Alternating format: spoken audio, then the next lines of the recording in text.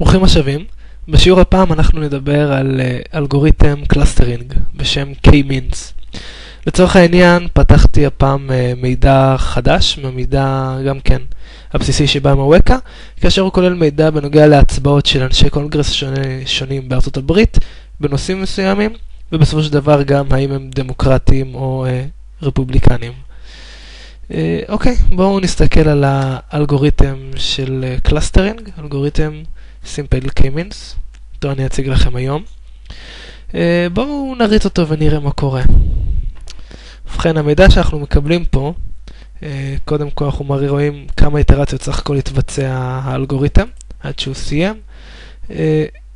ומה שאנחנו יכולים לראות פה בעצם, זה דוגמה חלוקה של המדגם שלנו, של המידע שלנו, לשני צבירים מרכזיים.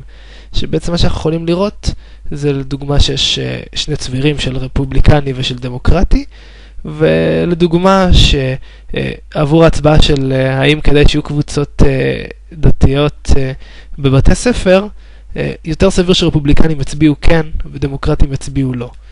בעצם זה החוזק של להשתמש באלגוריתם קלאסטרינג, זה שאם יש לכם מידע ואתם עדיין לא בטוחים בדיוק מה לעשות איתו, או מה לחפש קשרים בו מהדברים השונים, אחרי ביצוע קלאסטרינג כזה, לדוגמה, שאלה טובה, אתם יכולים כבר לראות, לדוגמה, שהאטריביוט כמו Religious Groups in Schools, כן?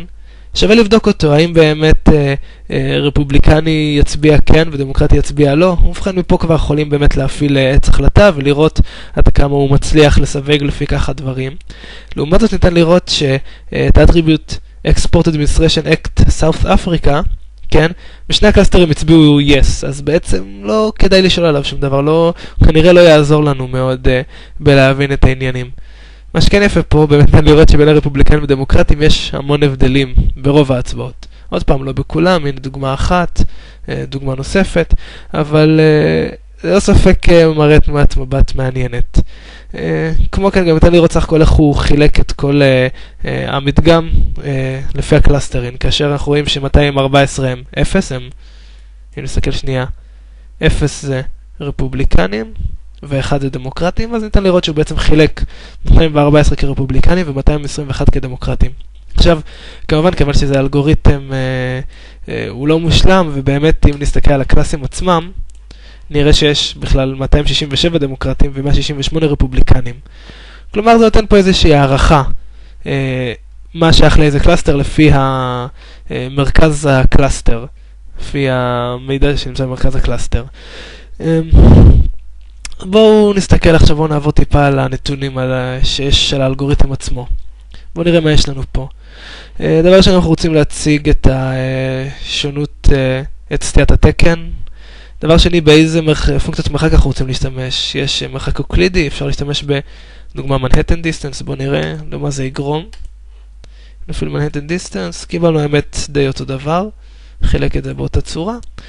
שוב פעם, כמו בשיעורים קודמים, אני מציע לשחק עם הדברים לפי המידע שלכם. נחזור חזרה למרחק אוקלידי. דבר אחר, האם אנחנו רוצים להחליף missing values, אם אנחנו נגדיר פה true, אז במידה יש לנו ערכים חסרים, הוא יחליף אותם במידע הממוצע. פה, כיוון שהמידע הוא yes או no, אני לא יודע מה יהיה המידע הממוצע ועבור ערכים חסרים, אבל זה אופציה אם אתם רוצים להשלים ולהגיע לאיזו תמונה רציפה. כמה סך הכל איטרציות אנחנו מרשים לתהליך לעשות. אם ראינו שהוא יתבצע פה סך הכל, בואו נחפש את זה, סך הכל 3 איטרציות, מה יקרה אם אני אגביל אותו ל2? בואו נראה אם זה ישתנה, אם זה ישפיע. לא, נראה שעדיין הוא קיבל פחות או יותר אותו דבר, אבל אנחנו כן יכולים לראות שסך הכל עשה 2 איטרציות. כן, גם פה כמובן בהתאם לאיטרציות שהוא רץ באופן כללי, שווה לנסות שם דברים. זה נושא הרבה יותר מעניין, דוגמה לכמה קלאסטרים אני רוצה שהוא יחלק. עכשיו, כשאנחנו מדברים על דמוקרטים ורפובליקנים, לחלק לשני קלאסטרים זה הגיוני. אבל מה יקרה אם נחליט לחלק דוגמה ל3 קלאסטרים? בואו נראה. בעצם חילקתי עכשיו 3 קלאסטרים. קיבלתי בעצם 2 קבוצות שונות של דמוקרטים. אוקיי? ואז בעצם גם פה עכשיו אפשר להתחיל לראות אחת לדוגמה. נראה שברוב ההחלטות יש דמיון, אבל לעומת זאת, כן, לא כל הדמוקרטים יצביעו no על super fund right to sue. כן? יש חלק שיצביעו yes, חלק שיצביעו no, במה שכן, אתם רואים שיש פחות אנשים שיצביעו yes לעומת no. כמובן בעצם כל מה שהקלאסרינג הזה בעיקר נותן לכם זה את המידע על איך להמשיך מפה. מה מעניין אותי לחקור את הקשרים השונים, עד כמה באמת יש קשרים למיניהם. כדוגמה, כיוון שהרפובליקנים לא התחלקו בכלל, הייתי מניח שההצבעות שניתנות פה באמת חזקות יחסית עם אנשי קונגרס הרפובליקנים. זה פחות או יותר מסכם את האלגוריתם הזה. אני מקווה מאוד שבאמצעותו תוכלו להתקדם הלאה ולהבין יותר על הדאטה שיש לכם ביד באמת. שיהיה בהצלחה.